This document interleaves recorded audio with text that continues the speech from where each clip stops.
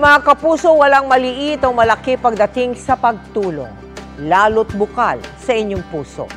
Ganyan ang ipinamalas ng ating mga bayaning kapuso na literal na nag-alay ng sariling dugo sa isinagawang bloodletting activity ng GMA Kapuso Foundation.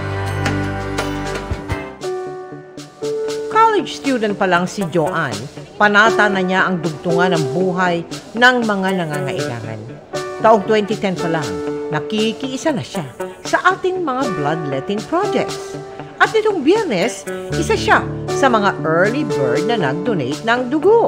Proud din ako kasi siyempre, nauna ako pero yung feeling na yung dugo ko, may mapupuntahan na taong matutulungan. Gusto kong makatulong kasi hindi ko naman kayang sa financial kahit man lang sa dugo ko. Sa ilalim yan ng programa ng GMA Kapuso Foundation na sa Sagip Dugtong Buhay Bloodletting Project, katuwang ang Philippine Red Cross sa Ever Commonwealth. Paano kaya yung mga taong walang dugo? Sabi ko, walang pambili ng dugo, walang makuhang dugo. Paano kaya ang ginagawa nila?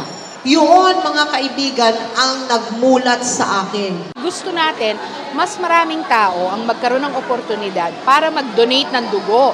Hindi ka lang nakakatulong, ikaw pa ay tinutulungan mo ang sarili mo kasi very healthy ang blood donation. Binigyan parangal din natin ang mga blood galloners o yung mga blood donors na nakapag-donate na ng mahigit 8 beses. Nagkakaroon din mga kakulangan ng dugo, lalong-lalo na sa mga season na mga bakasyon. So kailangan tuloy-tuloy yung ating pag-iimpok ng dugo sa ating mga blood banks.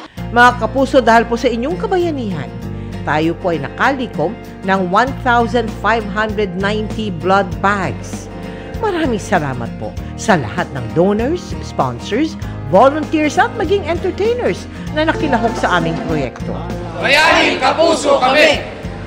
At sa mga isa makaisa sa aming pang ibang proyekto, maaari po kayong magdeposito sa aming mga bank account o magpadala sa Cebuana Luwilier. Pwede ring online via GCash, Shopee at Lazada.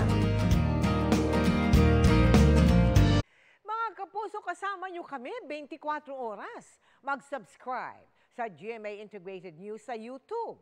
Sa mga kapuso abroad, bisitahin ang GMA Pinoy TV at www.gmanews.tv.